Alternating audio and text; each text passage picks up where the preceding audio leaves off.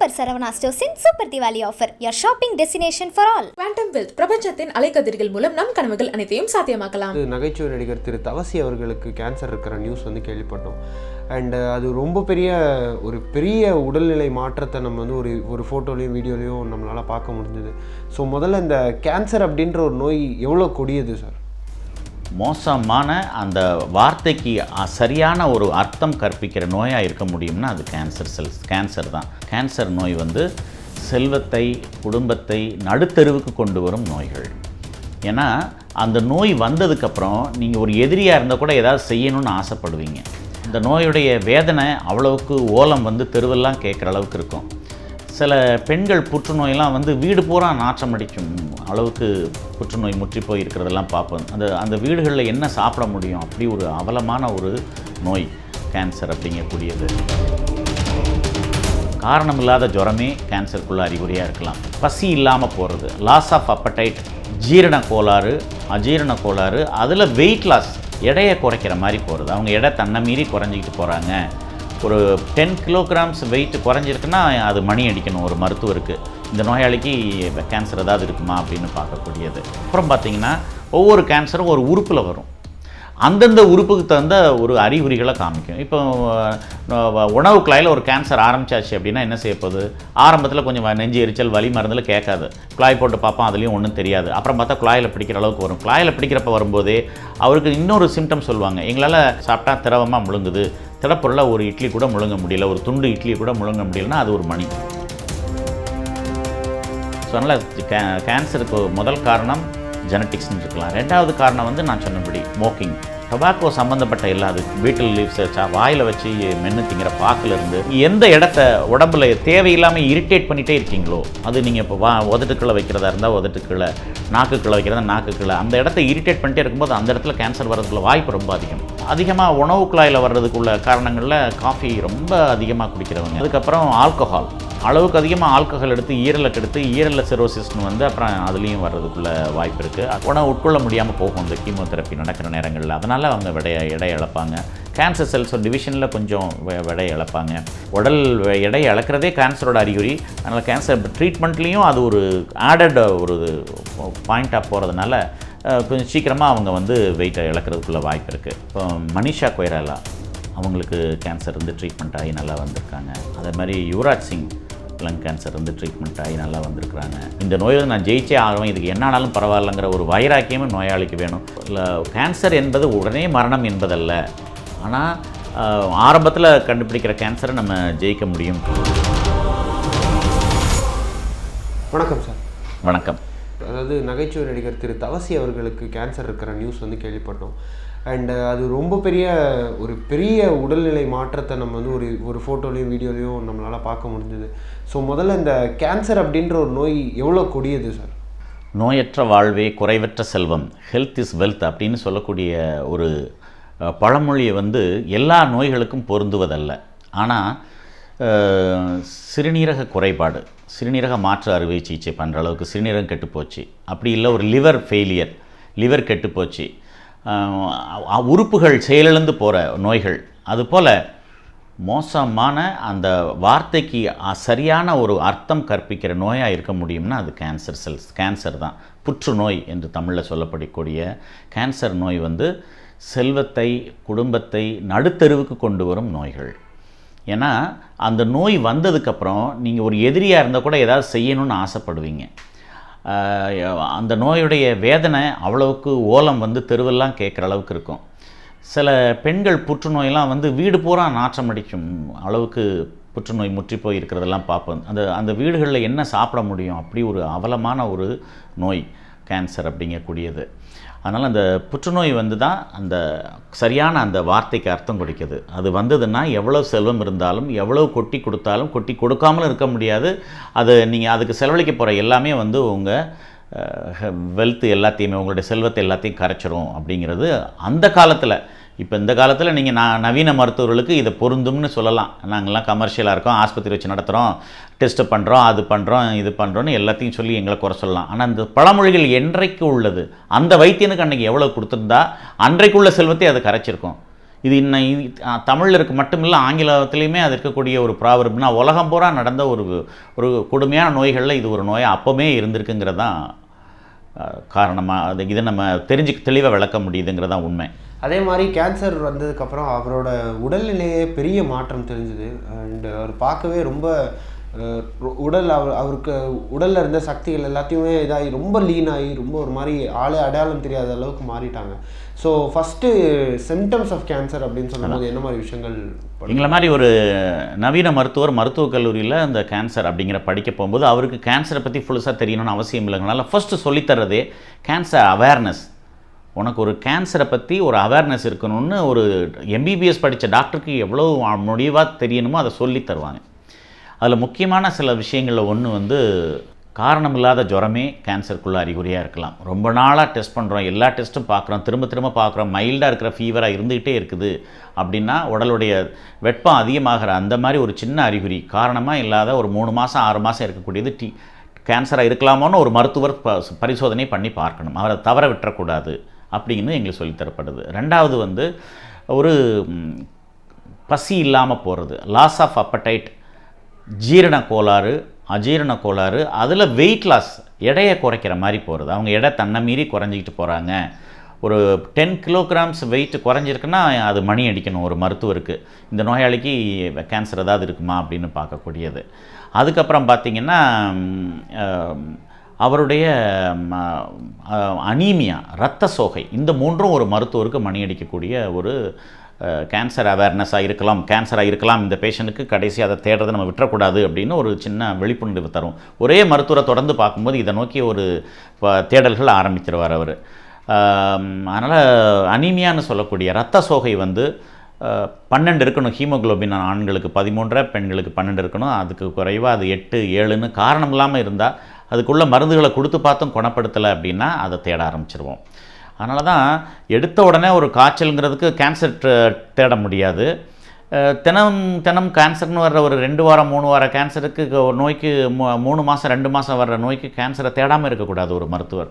இது மருத்துவருக்கு நல்ல தெளிவாக தெரிந்த விஷயங்கள், இதையும் மக்களும் தெரிந்து கொள்ள வேண்டும். அப்புறம் பார்த்திங்கன்னா ஒவ்வொரு கேன்சரும் ஒரு உறுப்பில் வரும், அந்தந்த உறுப்புக்கு தகுந்த ஒரு அறிகுறிகளை காமிக்கும். இப்போ உணவு குழாயில் ஒரு கேன்சர் ஆரம்பிச்சாச்சு அப்படின்னா என்ன செய்ய போகுது? ஆரம்பத்தில் கொஞ்சம் நெஞ்சு எரிச்சல், வலி மருந்தில் கேட்காது, குழாய் போட்டு பார்ப்போம், அதுலேயும் ஒன்றும் தெரியாது. அப்புறம் பார்த்தா குழாயில் பிடிக்கிற அளவுக்கு வரும். குழாயில் பிடிக்கிறப்ப வரும்போதே அவருக்கு இன்னொரு சிம்டம் சொல்லுவாங்க, எங்களால் திடப்பொருட்களை திரவமாக உணவு குழாய் ஏற்றுக்குது, சாப்பிட்டா திரவமாக முழுங்குது, திடப்பொருளை ஒரு இட்லி கூட முழுங்க முடியல, ஒரு துண்டு இட்லி கூட முழுங்க முடியலன்னா அது ஒரு மணி. நிச்சயமாக இவருக்கு ஈசோஃபேகஸில் ஏதோ ஒன்று ஸ்ட்ரக்சராக இருக்கலாம். உடனே ஒவ்வொருத்தருக்கும் அதான் இருக்கணும்னு நம்ம கற்பனை பண்ணக்கூடாது. அது ஸ்ட்ரக்சராக இருக்கும். சில நேரங்கள் அது ரொம்ப அதிகமாக சுருங்கி போயிருக்கலாம், இல்லை அதிலிருந்து நமக்கு இரத்த குழாய், அந்த உணவு குழாயில் கட்டி உருவாயிருக்கலாம்.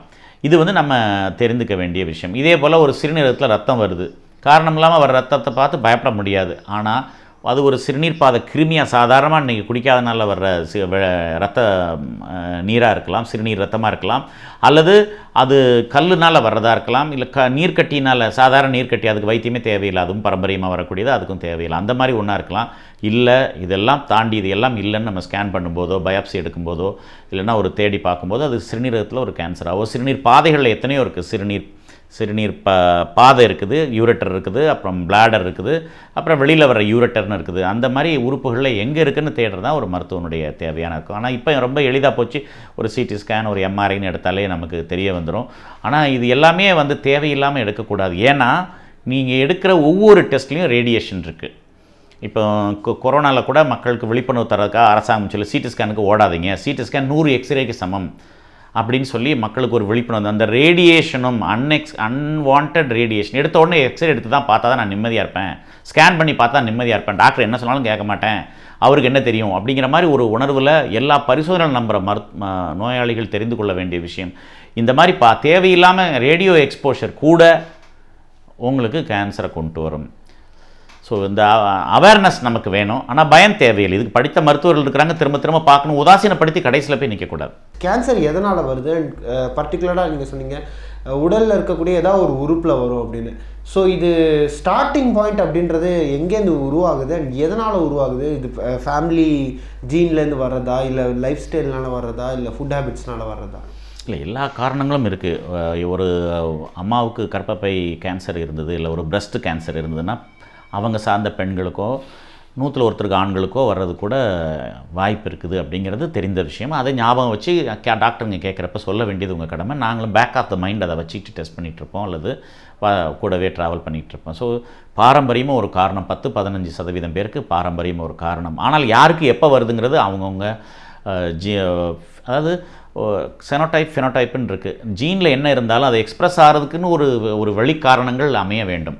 இப்போ ஈரல் கெட்டு போயிருக்கிற ஒருத்தருக்கு ஈரல் உடனே கெட்டு போகணும்னு அவசியம் இல்லை. ஆனால் அவர் வளரும்போதே ஒரு சாராயம் குடிக்கிறவராக இருந்தாருன்னா, ஈரலை பாதிக்கிற மருந்து உண்பவராக, வலி மருத்துகளை சும்மா தேவையில்லாமல் எடுக்கிறவராக இருந்தால் கூட அவருக்கு ஏர்லி லைஃப்பில் அவருக்கு கேன்சர் வரலாம்.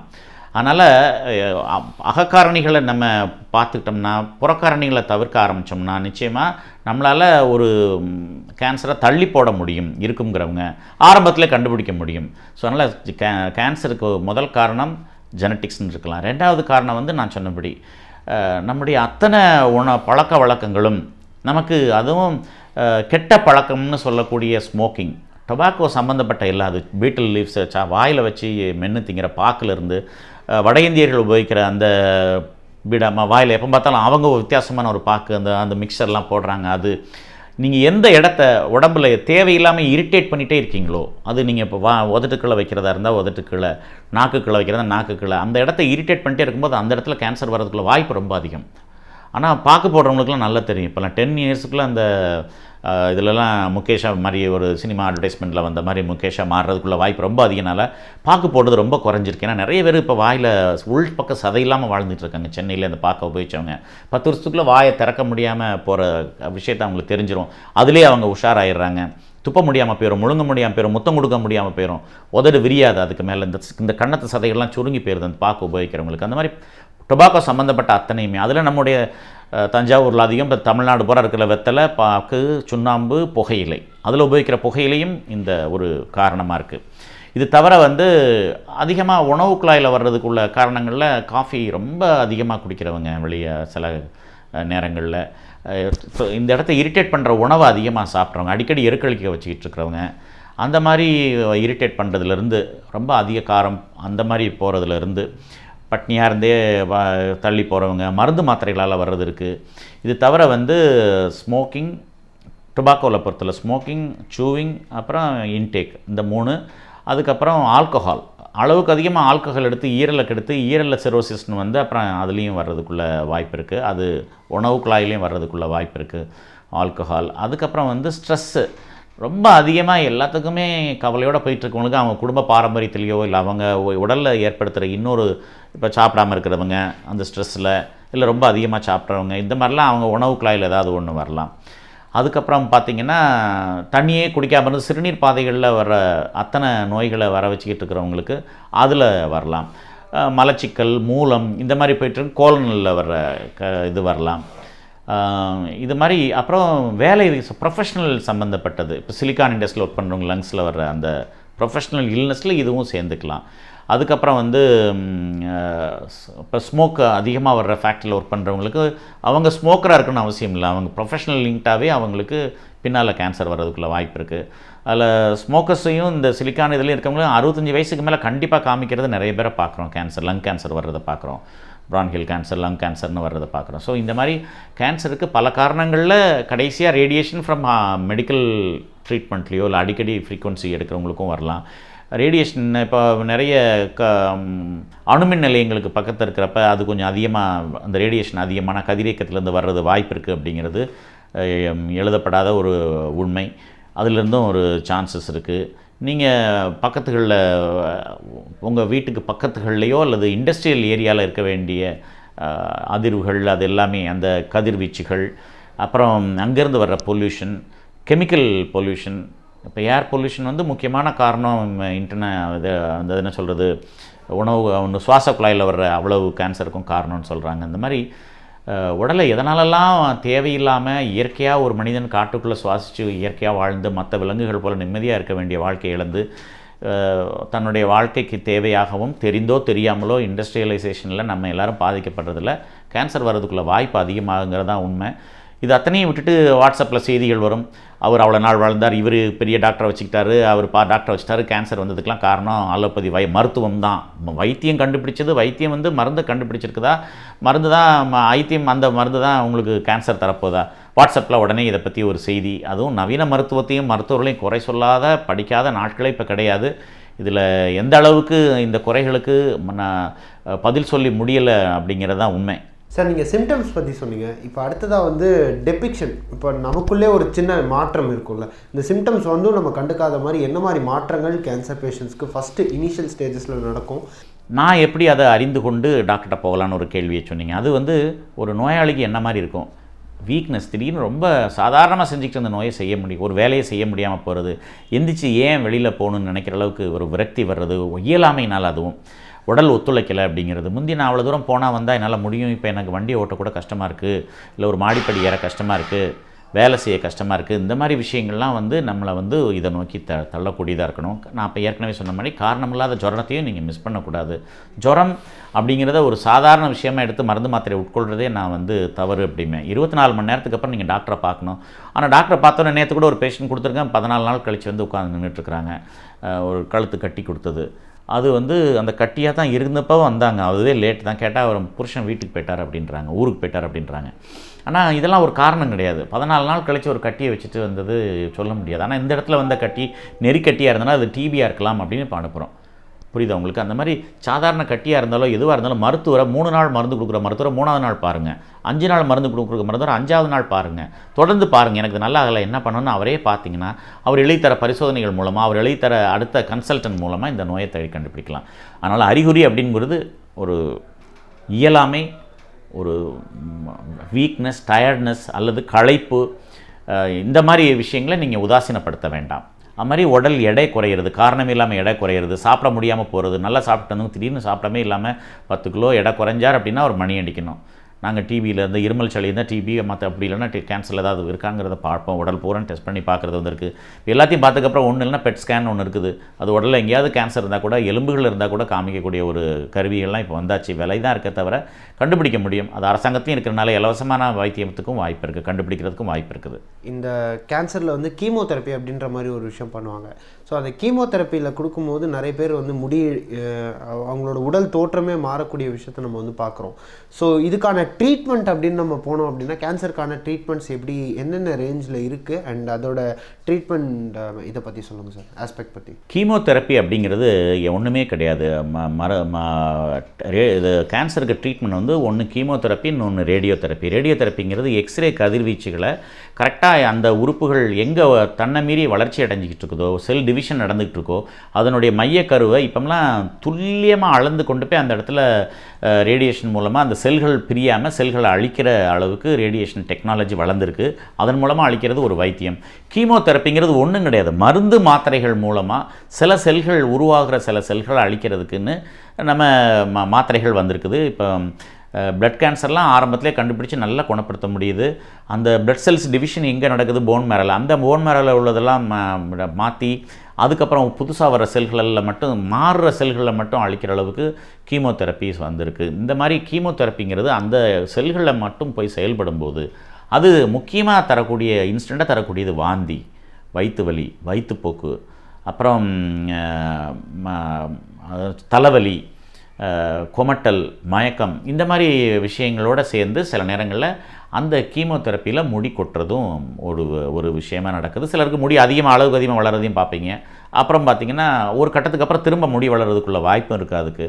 அதே மாதிரி வெயிட் இழக்கிறது அந்த கீமோதெரப்பியில், இது எல்லாமே வந்து சர்வசாதாரணமாக நடக்கிற ஒரு விஷயம். ஏன்னா உணவு உட்கொள்ள முடியாமல் போகும் அந்த கீமோதெரப்பி நடக்கிற நேரங்களில். அதனால் அவங்க எடை இழப்பாங்க. கேன்சர் செல்ஸ் டிவிஷனில் கொஞ்சம் எடை இழப்பாங்க. உடல் எடை இழக்கிறதே கேன்சரோட அறிகுறி. அதனால் கேன்சர் ட்ரீட்மெண்ட்லேயும் அது ஒரு ஆடட் ஒரு பாயிண்ட்டாக போகிறதுனால கொஞ்சம் சீக்கிரமாக அவங்க வந்து வெயிட்டை இழக்கிறதுக்குள்ள வாய்ப்பு இருக்குது. இந்த கேன்சரை பொறுத்தளவில் உங்களால் வழக்கமான வேலையை செய்ய முடியாமல் போகும்போது, வழக்கமான உணவை உட்கொள்ள முடியாமல் போகும்போது, வழக்கமான வாழ்க்கையை வாழ முடியாமல் போகும்போது நீங்கள் மருத்துவ பரிசோதனைகள் செய்து கொள்வது மிக மிக அவசியம் என்று கருதுகிறேன். இந்த நோய் வந்துட்டாலே நிறைய பேர் என்ன யோசிப்பாங்க அப்படின்னு பார்த்தீங்கன்னா, இது வந்து சர்டன்லி டெத் தான் அப்படின்ற மாதிரி நினைப்பாங்க. ஆனால் இந்த நோய் அப்படின்ற ஒரு விஷயத்தை பார்க்காம இதுலேருந்து மீண்டு வந்தவங்க நிறைய பேர் இருக்காங்க. ஸோ இது எப்படி ஒரு பாசிட்டிவான ஒரு விஷயமாக எடுத்து இந்த நோயிலேருந்து எப்படி மீண்டு வருது அண்ட் அவங்களே எப்படி பூஸ்ட் பண்ணிக்கிறது, இப்படி ஒரு நோய் இருக்குது அப்படின்றத தாண்டி அவங்க எப்படி பூஸ்ட் பண்ணி ஒரு மோட்டிவேஷனோட இந்த நோயை எதிர்கொள்கிறது? நிறைய கேன்சர்ஸ் வந்து இப்போல்லாம் வந்து ஆரம்பத்தில் கண்டுபிடிக்கும்போது அவங்களுடைய லைஃப் ஸ்பேனை ரொம்ப அழகாக கூட்ட முடியுது. டாக்டர்கள் வந்து இந்த கேன்சர் ட்ரீட்மெண்ட்டில் தான் கேன்சரை கண்டுபிடிச்சவொன்னே மருத்துவர்களோ மக்களோ சும்மா வாயை விட்டு கேட்டு ஒரு ஜோசியக்காரன்ட்ட கேட்குறப்ப தெரியாமல் மருத்துவர்லேருந்து 2 வருஷம் 6 மாதத்துலேருந்து ஒரு 2 வருஷம்னு சொல்லிட்டாங்கன்னா அதுக்கப்புறம் வாழ்ந்தால் போதும். அப்போது அந்த விஷயத்தை வந்து எங்கேயாவது நாட்டு வைத்தியத்தை ஓடி போய் மருந்து சாப்பிட்டு அவன் 2 வருஷத்தில் இறந்து போனால் 3 வருஷத்தில் தான் அவன் மருந்தே சாப்பிடாம இருந்தால் கூட 3 வருஷம் இருந்திருப்பான். இல்லை ஆங்கில மருத்துவத்துலேயும் அதே காலத்தில் அவர் இருந்திருப்பார். அதை விட அதிகமாக இருந்திருக்கலாம் ஆங்கில வைத்தியத்தில். ஆனால் நவீன மருத்துவத்தை விட்டுட்டு அங்கே போயிட்டு நாட்டு வைத்தியங்கிட்ட மருந்து சாப்பிட்டது மூலமாக மட்டுமா அது வாழ்கிறதா ஒரு நம்பிக்கையை கிளப்பி சில ஊர்கள்லாம் அதை வச்சு பொழப்பு நடத்திட்டு இருக்கிறது தான் உண்மை. இதில் வந்து யதார்த்தம் என்ன, எப்படி பிறப்பையும் இறப்பையும் நம்ம எப்பொழுதுமே கணிக்க முடியாது. அது மாதிரி மருத்துவ புத்தகங்கள் மூலமாக எங்கள் அனுபவங்கள் மூலமாக சில விஷயங்களை நம்ம அதில் சொல்ல முடிந்தாலும் ஒவ்வொருத்தருக்கும் தனிப்பட்ட ஒரு வாய்ப்பு தான் அதில் இருக்குது. ஆனால் முக்கால்வாசி இன்றைக்கு மருத்துவர்களாக வந்து ஒரு 40 வருஷம் மக்கள் 40 வருஷத்துக்கு வயசுக்கு மேலே உள்ள பெண்களை பார்க்கும்போது அவங்க காலத்தில் கேட்டிங்கன்னா நிறைய கர்ப்பப்பை கேன்சர்ஸ் அவங்க அதை விட்டு நல்லபடியாக வந்திருக்கிறாங்க. அப்புறம் வருஷமே அவங்க டெஸ்ட் பண்ணிகிட்ருக்குறாங்க. உணவு குழாய் கேன்சர் ஆரம்பத்தில் கண்டுபிடிக்கிறது. அப்புறம் அது என்ன சொல்கிறது, பிரஸ்ட் கேன்சர், அதில் நிறைய பிரஸ்ட் எடுத்துகிட்டு ரொம்ப அழகாக வாழ்நாள் பூரா வாழ்ந்துட்டு போனவங்க இருக்கிறாங்க. ஆனால் லேட்டாகி இறந்து போன மருத்துவர்களே இருக்கிறாங்க. ஸோ அதனால் ஆரம்பத்தில் கண்டுபிடிக்கிற எந்த விதமான கேன்சரும் நிச்சயமாக பரிசோதனையின் மூலமாக கண்டுபிடித்து ஆழ்ந்து அறிந்து அதை எடுக்கிற இடத்துல இருந்து, அதனால் மற்ற உறுப்புகளுக்கு பாதிப்பு இல்லை அப்படிங்கிற இடத்துல அது வளர்ந்துருந்ததுன்னா அதை எடுக்கிறது ரொம்ப ஈஸி. எடுத்துகிட்டு அதில் ரீகன்ஸ்ட்ரக்ஷன்லாம் பண்ணி வெளியில் மேலே இருந்தது வச்சுதுன்னா அதன் மூலமாக அவங்கள வாழ வைக்க முடியும். தமிழ்நாட்டில் அரசாங்க மருத்துவமனைகளில் எல்லாமே நடக்குது. அங்கே போய் நிற்கிறதுக்கு மட்டும்தான் ஒரு மனோதைரியமும், இந்த நோயில் நான் ஜெயிச்சே ஆகுவேன், இதுக்கு என்ன ஆனாலும் பரவாயில்லைங்கிற ஒரு வைராக்கியமும் நோயாளிக்கு வேணும். ஆரம்பத்திலே போகிற எல்லா கேன்சர் நோயாளிகளுக்கும் மருத்துவரை தொடர்ந்து பரிசோதனைக்கு கேட்டு பரிசோதனை பண்ணிகிட்ருக்கவங்களுக்கு ஆரம்பத்தில் பிடிச்சிடலாம். யாருக்கு முத்தி போய் பிடிக்கிறோமோ அவங்களுக்கு தான் ரொம்ப கஷ்டம். ஆனால் கேன்சர் ட்ரீட்மெண்ட்டில் கேன்சர் ஸ்பெஷலிஸ்ட் வந்து ரொம்ப சந்தோஷமாக சொல்கிற விஷயங்கள் எனக்கு ஒரு மருத்துவனாக கூட ஆச்சரியமாக இருக்கும். நாங்கள் 6 மாதம் வாழ்க்கையை தள்ளி கொடுப்போம், 5 வருஷம் வாழ்க்கையை தள்ளி தருவோம், 10 வருஷம் வாழ்க்கையை தள்ள முடியும் அப்படிங்கிறது. பணத்தை வச்சு பார்க்கும்போது அந்த 10 வருஷத்தோட வேல்யூ மனிதர்களுக்கு தெரியறதில்ல. ஆக்சிடெண்ட்டில் இறந்து போனவருக்கு ஒரு 10 வருஷம் கிடச்சா எவ்வளோ நல்லா இருந்திருக்கும் வாழ்க்கையில். சினிமாவில் மட்டும்தான் அதை ரீவைண்ட் பண்ணி பார்க்க முடியும். அதை மருத்துவர் சொல்லும்போது அதனுடைய வேல்யூ புரியறதில்லை உறவினர்களுக்கு. இந்த மருந்து கொடுத்து இப்போ லிவர் டிரான்ஸ்பிளான்ட்டில் 1 வருஷத்துலேருந்து 5 வருஷம் வரைக்கும் தான் அதில் வாழ முடியும். ஆனால் லிவர் டிரான்ஸ்பிளான்ட் நம்பிக்கையோட பண்ணுற பணக்காரங்க இருக்கிறாங்க. அதுக்கு கிட்னி டிரான்ஸ்பிளான்டேஷன்லேயும் அதே மாதிரி ரொம்ப வாழ் கிடையாது. நம்ம ஊரை பொறுத்தவரை 7 வருஷம் 10 வருஷம் வாழ்ந்தாலே கிட்னி டிரான்ஸ்பிளான்ட்டுக்கு அப்புறம் அது ஒரு பெரிய விஷயம். அது அந்த இடம் வரைக்கும் வாழ்கிறதுக்குள்ள அந்த 7 வருஷம் வாழ்க்கையை தான் அதை பண்ணுறோம் அப்படின்னா அதுக்கு இவ்வளோ லட்சம் செலவழிக்கணுமான்னு கேட்டால் நம்ம அதுக்கு ஒன்றுமே பதில் சொல்ல முடியாது.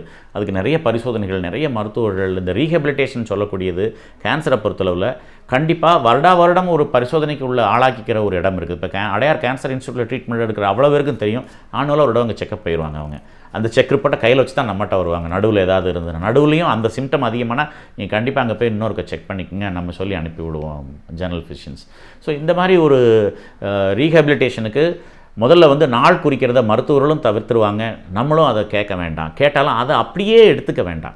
நீங்கள் கேட்குறீங்கிறதுக்காக சில விஷயங்கள் நீங்கள் இதுக்கு செலவழிச்சா நல்லது அப்படின்னு சொல்கிறதுக்காக மருத்துவ விஞ்ஞானத்தில் ப்ரொக்னோசிஸ், இந்த வாழ்க்கையில் ஒரு 1,00,000 பேர் எவ்வளோ பேர் ஒரு 10,000 பேர் அந்த டாக்டர் பார்த்துருந்தாருன்னா அதை வச்சு ஒரு அனுபவத்தில் சொல்கிற விஷயத்த ஏதோ அது மருத்துவ விஞ்ஞானமே சொன்ன மாதிரி எடுத்துக்கிட்டு அதை மீண்டி வாழ்கிறத மருத்துவர்கள் மேலே காமெடி பண்ணுறதை நம்ம நிறைய விஷயங்களில் பார்க்குறோம். சில நேரங்களில் இந்த மாதிரி சாதாரண கட்டிகள் மறைகிறத மத குருக்கள் நாங்கள் கரைச்சிட்டோம் அப்படின்னு சொல்கிறதையும் நம்ம பார்க்குறோம். ஆனால் அது கேன்சர் கட்டியாக இருந்ததாங்கிறதுக்கு எவிடன்ஸோ, அது கேன்சர் கட்டி தான் சொன்னால் அது அதுக்கப்புறம் வளராமல் இருக்கிறதுக்கு அவங்க கொடுத்த மருந்துகள் என்ன, ஆரம்ப கட்ட முயற்சிக்கு அப்புறம் அவங்க மத குருக்கள்கிட்ட போனாங்களா, இந்த மாதிரி விஷயங்கள்லாம் இருக்குது. ஸோ தொடர்ந்து உங்கள் மருத்துவரை பார்ப்பதன் மூலமாகவும் அந்த மாதிரி ஒரு நோய் வந்ததுக்கப்புறம் அந்த குடும்பமே ஒரு விழிப்புணர்வோடு இருக்கிறதும், தனக்கு அது வராமல் தலைமுறைக்கு வராமல் பார்த்துக்கிறதும், அந்த நோயாளியை அக்கறையாக மருத்துவரோட தொடர்ந்து பரிசோதனை நோய் வரும்போது ஆரம்ப கட்டத்திலேயே மருத்துவரை திரும்பவும் அதில் அறிகுறி தான் தென்பட்டால் உடனே மருத்துவரை பார்க்குது. இப்போ பெண்களுக்கு ஆப்ரேஷன் பண்ணியாச்சு யுட்ரஸில், ஆனால் ஒரு பீரியட்ஸ் மாதிரி ஒரு பிளட் வந்தால் திரும்ப அவங்க போய் அந்த பரிசோதனைக்கு முழு பரிசோதனைக்கு உட்படுத்திக்கணும். முதல் நாள் வரும்போதே போய் பண்ணிக்கணும். அதை ஒரு 10 மாதம் தள்ளிட்டு திரும்ப போனால் அங்கே பெரிய மாற்றங்கள் எதுவும் வந்திருக்கலாம். பரவாதுன்னு நினச்சது பரவி இருக்கலாம். இப்போ எல்லாத்துக்கும் பெட் ஸ்கேனில் எடுத்துகிட்டு நம்ம வந்து ஒன்றும் செய்யாது, இந்த ஆப்ரேஷன் பண்ணிடுவோம், இதிலே நம்ம எடுத்துடலான்னு எடுத்தால் கூட 3 மாதம் கழிச்சோ அல்லது 3 வருஷம் கழிச்சோ ஒரு வயிற்றில் ஒரு வலின்னு வருது, திரும்ப ஒரு எடுத்து பார்த்தா செகண்டரிஸ் ரெண்டாவது அதில் முளைச்சி போன விஷயங்கள் வந்து ஈரலில் இருக்குது, இல்லைன்னா உணவு குழாயில் வந்துருச்சு, இல்லைன்னா தண்டுவடத்தில் வந்துருச்சு, இல்லைன்னா நுரையீரலில் வந்துருச்சுன்னா எந்தெந்த உறுப்புகள் அது போய் பரவுதோ அந்தந்த உறுப்புகளுக்கு தகுந்த ஒரு அறிகுறியை தரும். அப்போ கூட ஆரம்பத்திலே போனால் சில மருந்துகள் தந்து அவங்களுடைய குவாலிட்டி ஆஃப் லைஃப் தினம் வாழ்க்கையில் அவங்க கஷ்டப்படாமல் பார்த்துக்கிறது தான் நவீன மருத்துவத்தோட ஒரு விஞ்ஞான வளர்ச்சியாக பார்க்குறோம். இதில் வந்து நம்ம வந்து நிறைய மீடியா பர்சனாலிட்டிஸ் பார்க்குறோம். இப்போ மனிஷா கொய்ராலா அவங்களுக்கு கேன்சர் இருந்து ட்ரீட்மெண்ட் ஆகி நல்லா வந்திருக்காங்க. அதே மாதிரி யுவராஜ் சிங் லங் கேன்சர் இருந்து ட்ரீட்மெண்ட் ஆகி நல்லா வந்திருக்கிறாங்க. திரும்ப விளையாடவே வந்துட்டு இப்போ கூட டீமில் இல்லாட்டாலும் இப்போ ஏதோ ஒரு டீமில் அவரை கோச்சாவோ ஏதோ போட்டு அவருடைய வாழ்க்கை நல்லபடியான ஒரு விதத்தை இருக்கார். அவர் லங் கேன்சர் தெரிஞ்ச இன்றைக்கி அவர் 3 மாடிலேருந்து கூச்சி தான் இன்றைக்கி இவ்வளோ சாதனை பண்ணியிருக்க முடியுமா? ஒரு உலக வேர்ல்டு கப் மேட்ச்சு அதுக்கப்புறம் அவர் பார்ட்டிசிபேட் பண்ணதான் ஞாபகம் எனக்கு. ஸோ இந்த மாதிரி விஷயங்கள்லாம் நமக்கு வந்து விழிப்புணர்வை தரணும். ஸோ கேன்சர் என்பது உடனே மரணம் என்பதல்ல, ஆனால் ஆரம்பத்தில் கண்டுபிடிக்கிற கேன்சரை நம்ம ஜெயிக்க முடியும். கடைசி வரைக்கும் நம்பிக்கை இழக்காமல் மருத்துவருடைய திரும்ப பார்க்குறதுக்கு நீங்கள் கேட்ட மாதிரி சப்போர்ட் சிஸ்டம், பியர் ப்ரெஷருங்கிறது எல்லாமே வந்து சமுதாயம், குடும்பம், அப்புறம் இப்போ மருத்துவமனை ஊழியர்கள்லேருந்து இதை சொல்லலாம். வந்த உடனே மருத்துவமனையில் வேலை பார்க்குற ஒரு ஆயா வந்து தனக்கு எல்லாம் தெரியுங்கிற மாதிரி ஒரு நோயாளிகிட்ட போய் சொல்லியாச்சுன்னா அதை விட கொடுமை எதுவுமே இருக்க முடியாது. ஒரு வார்ட் பாய்கிட்ட போய் நீங்கள் கேட்டிங்கன்னா அவன் கதை விட ஆரம்பித்தா போச்சு. ஸோ அந்த குவாலிட்டி ஆஃப் இன்ஃபர்மேஷன் நீங்கள் எங்கேருந்து பெறுறீங்க அதை பற்றி அது ரொம்ப முக்கியம். அது நீங்கள் எல்லாத்தையும் இருந்து வாங்கிட்டு அப்புறம் அதை வருத்தப்பட்டு அதில் தன்னம்பிக்கை இழக்கிற அளவுக்கு போகக்கூடாது. ஸோ நீங்கள் ஒரு விஞ்ஞானத்தை பற்றி தெரிஞ்சுக்கிறோம் அப்படின்னா எந்த லெவலில் போய் அந்த ஒரு விஷயத்தை நம்ம உள்வாங்குகிறோம் அப்படிங்கிறது இருக்குது. இப்போ இந்த இப்போ விஷயமே நான் சொல்கிறதுக்கும் அருணாச்சலம்ன்ற ஒரு பொது மருத்துவம் சொல்கிறதுக்கும் ஒரு வாழ்நாள் பூரா ஒரு கேன்சர் ஸ்பெஷலிஸ்ட்டாக வாழ்ந்தவர் சொல்கிறதுக்கும் ஒரு வித்தியாசம் இருக்கும். அவருடைய அனுபவங்கள் இதில் நிறைய இருக்கும். ஸோ அந்த மாதிரி நோயாளிகள் வந்து இந்த நோயை பற்றி தெரிந்து கொள்கிற விழிப்புணர்வையே நீங்கள் வீடியோவையோ விக்கிபீடியாவையோ பார்க்காம அல்லது இன்டர்நெட்டோ பார்க்காம நேரடியாக மருத்துவர், அந்த உங்களுடைய மருத்துவரோ அதில் அனுபவம் வாய்ந்த ஒரு மருத்துவரோ அதில் அனுபவம் வாய்ந்தவர்களுடைய கருத்துக்களையோ கேட்டு தெரிந்து கொள்வது நல்லது. அப்புறம் இப்போ பார்த்திங்கன்னா இந்த நோயாளியை நான் நேற்று பார்த்தேன், எவ்வளோ உண்மைன்னு தெரியல, மதுரையில் ஒரு எம்எல்ஏ டாக்டர் வந்து அந்த நோயாளி அடாப்ட் பண்ணியிருக்கிறதா படிக்கிறேன். மீடியாவுடைய ஒரு ரீச் அந்த மாதிரி இருக்குது. அதை நம்ம எவ்வளோ கைகொட்டி நம்ம வரவேற்கிற இடத்துல இருக்கிறோம். அதனால் எனக்கு வலிக்குது, எனக்கு வேணும், எனக்கு செய்யுங்க அப்படின்னு கேட்குற இடத்துல நோயாளிகள் வரணும், குடும்பங்கள் வரணுங்கிறது தான் உண்மையை தவிர செய்கிறதுக்கு சரியான ஆள் கிடைக்காம தேடிட்டு இருக்காங்க. இப்போ பார்த்திங்கன்னா சமீபத்தில் பிரபலமான ஒரு பெரிய கோடீஸ்வர தொழில்ங்கிறது பிச்சைக்காரர் தொழில் தான் போல இருக்குது. நம்ம ஊர்லேருந்து வெளிநாடுகள்லேருந்து கோடிக்கணக்கான வீடுகள் சம்பாதிக்கிற அளவுக்கு பிச்சைக்காரங்களுக்கு இருக்கிறாங்கன்னா என்ன அர்த்தம்? மனிதர்கள் இளகிய மனிதர்களோடு தான் இருக்கிறாங்க, அள்ளி கொடுக்குறாங்க, யார் கொடுக்குறன்னு தெரியாமல். இந்த கேன்சர் நோயாளிகள் எனக்கு வேணும்னு கேட்குற இடத்துல இல்லை அப்படிங்கிறது தான் மேபி ஒரு காரணமாக இருக்கலாமே தவிர பணம் இல்லைங்கிறதோ மருந்து இல்லைங்கிறதோ சிகிச்சை அளிக்க இட வசதி இல்லைங்கிறதோ வந்து சரியான இடத்த அணுகாத மட்டும்தான் காரணங்கிறத நோயாளியும் நோயாளியை பராமரிக்கும் குடும்பங்களும் அப்புறம் அதை சார்ந்து நிற்கிற உறவினர்கள், தெருவில் இருக்கிறவங்க, இப்படி எல்லாருமே தான் இதில் ஒரு எம்பத்தைஸ் பண்ணணும், அவங்களுடைய வலியை உணர்ந்து உதவணும் அப்படிங்கிறது தான் உண்மை. இதில் மெடிக்கல் சிஸ்டம் நல்லாவே இருக்குது, ஆனால் இதை சுற்றி ஒரு சிஸ்டம் உருவாக்க வேண்டியதும் அதில் ஒரு நம்பகத்தன்மையை ஏற்படுத்த வேண்டியதும் மக்கள் கையில் இருக்குது. ஆனால் எங்கே போயிடுறாங்க அப்படின்னா, நான் உடனே அந்த ஒரு காட்டு பகுதியில் கர்நாடகாவுக்கு போயிடுறாங்க. இப்போ நாட்டு வைத்தியர்கள்ட்ட, பாரம்பரிய வைத்தியர்கள்ட்ட போய் கொட்டி கொடுத்து இது நல்லாயிரம் வைக்கணும் அவன் சொல்கிறதெல்லாம் கேட்டுட்டு இவங்க நம்ம மரணம் தவிர்க்க முடியாதுன்னு சொன்னதுக்கப்புறம் கூட எல்லாரையும் நான் வாழ வைப்பேன்னு அவன் சொல்கிற பொய்யை நம்ப தயாராக இருக்கிறவங்க அதில் போய் மாட்டிக்கிறாங்க. அந்த மாதிரி தேவையில்லாமல் நவீன மருத்துவத்தில் உங்களுக்கு ஒத்துக்கலை அப்படின்னா அதை மாற்றி தர்றதுக்குள்ள மருந்துகள், உபகரணங்கள் அதுக்கு ஏற்பட்டது இன்னும் உங்களுக்கு தெரியுமா தெரியாது. ஆசியாவிலேயே மிகப்பெரிய ஒரு cancer treatment, radio therapy treatment வந்து மகாபலிபுரம் கிட்ட அப்போலோ ஹாஸ்பிட்டலெல்லாம் இயக்கி நடத்தப்படுறது. ட்ரீட்மெண்ட்டே எவ்வளவோ லட்சங்கள் ஆகும் அப்படின்றாங்க. அது இப்போ தான் டாட்டா மூலமாக பாம்பேயில் வந்துக்கிட்டு இருக்கு. அந்தளவுக்கு சென்னையில் வந்து நவீன மருத்துவத்தோட வளர்ச்சி ரொம்ப வீரியமும் உள்ளது. நம்முடைய கேன்சர் சென்டர் மாதிரி வேறு எங்கேயாவது இந்த மாதிரி ஒரு முன்னால் நின்று ஏபிசின்னு குடும்பங்களை பிரித்து இல்லாதவங்களுக்கு ஃப்ரீ, மிடில் கிளாஸ்க்கு ஒரு மிடில் பேமெண்ட்டு, ஹையர் பேமெண்ட்டுன்னு சொல்லி பிரித்து கேன்சருக்கு மட்டுமே இருக்கிற ஒரு சென்டர் அடையார் கேன்சர் இன்ஸ்டியூட் இருக்குது. அண்ணாவுக்கு அப்புறம் அண்ணா பேர் கொண்ட காஞ்சிபுரத்தில் இருக்கிற கேன்சர் ஆஸ்பத்திரி இருக்குது கேன்சருக்குன்னு. இப்போ போரூரில் ஒரு ஆஸ்பத்திரியில் கேன்சருக்குன்னு தனி டிவிஷன் ஆரம்பிக்கிறாங்க. இதெல்லாம் வர்றதுக்கு காரணங்கள் சாதாரண காரணங்கள் தான். 460 கோடி ரூபா அன்றைக்கி தீபாவளிக்கு செலவழிக்கிற குடிமகன்கள் இதை யோசிக்கணும். இது எனக்கு வரலாம் அப்படிங்கிறதுக்கு. இன்றைக்கி பணம் கொடுக்குறதுனால நாளைக்கு அரசாங்கம் வேணால் இன்னொரு 40 ஆஸ்பத்திரி கட்டி உங்களுக்கு கேன்சர் வந்தால் குணப்படுத்துறதுக்குள்ள இடத்தையும் உருவாக்கி தரும் அப்படிங்கிறது நம்ம நம்பிக்கையாக வச்சுக்கிட்டு வாய்ப்புக்கு நன்றி கூறி விடைபெறுகிறேன். நன்றி சார், தேங்க்யூ. சூப்பர் சரவணா ஸ்டோர்ஸின் super Deepavali offer, your shopping destination for all. Quantum wealth, பிரபஞ்சத்தின் அலைக்கதிர்கள் மூலம் நம் கனவுகள் அனைத்தையும் சாத்தியமாக்கலாம்.